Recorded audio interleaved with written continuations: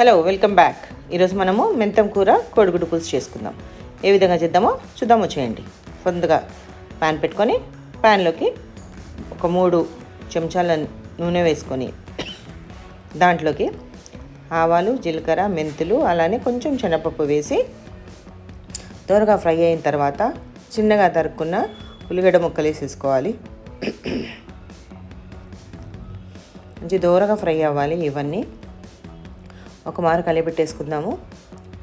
ఒక 2 నిమిషాలు అయిన తర్వాత దాంట్లోకి అల్లం వెల్లుల్లి పేస్ట్ వేసుకొని అది కొంచెం ఫ్రై అయినాక పచ్చి వాసన పోయేంత వరకు ఉంచుకొని ఇప్పుడు దాంట్లోకి సన్నగా తరిగిన మెంతం కూర కాడలు పలసగా ఉన్నాయి అనుకున్నా కానీ కొంచెం ముదిరినాయి, అవి తీసేసుకొని ఇంత మెంతం కూర వేసేసుకోవాలి. చాలా కమ్మగా ఉంటుంది మెంతం కూర. మనము దేంట్లో వాడినా చాలా అంటే చాలా బాగుంటుంది మెంతం కూర. సో మెంతం కూర కొంచెం నూనెలో వేసుకొని ఫ్రై చేస్తే చేదుతనం అన్నది తగ్గుతుంది. ఇప్పుడు దాంట్లోకి కావాల్సినంత పసుపు, తగినంత పసుపు, అలానే జీలకర్ర మెంతుల పౌడర్, అలానే ధనియా పౌడరు, తగినంత ఉప్పు, తగినంత కారం పులుసులలోకి కొంచెం ఎక్కువే పడుతుంది. అలానే 2 స్పూన్ల కారం వేసుకొని మంచిగా 1 నిమిషం పాటు వేయించుకొని ఇప్పుడు దాంట్లోకి మనము వేయాల్సుకున్న గుడ్లు ఇప్పుడు దీంట్లోనే వేసేసుకుందాం. గుడ్లో కొంచెం ఘాటు పెట్టి వేసుకుంటే ఏంటంటే పులుసు లోపలికి ఇంకి గుడ్డు కూడా చాలా టేస్టీగా ఉంటుంది. అలాగా మనం ఘాటు పెట్టుకొని వేసేసుకొని ఒక మార్కలే పెట్టేసుకుందాం. నేనేం చేశానంటే జామకాయ అంతా చింతపండు, కొంచెం 8 గుడ్లతోటి పులుసు కాబట్టి జామకాయ అంతా చింతపండు తీసుకొని దాన్ని పులుసు తీసి పక్కన పెట్టుకున్నా.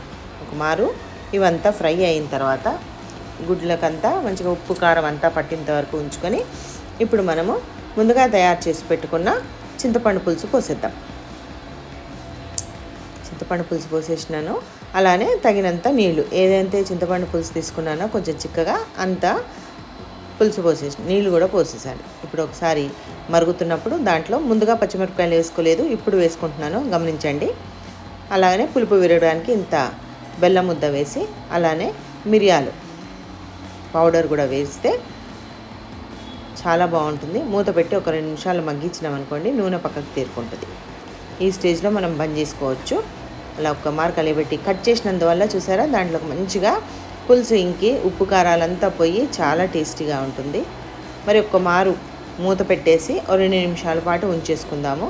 ఎప్పుడు పర్ఫెక్ట్ అండి. ఇంకా దించేయడము, తినేయడమే.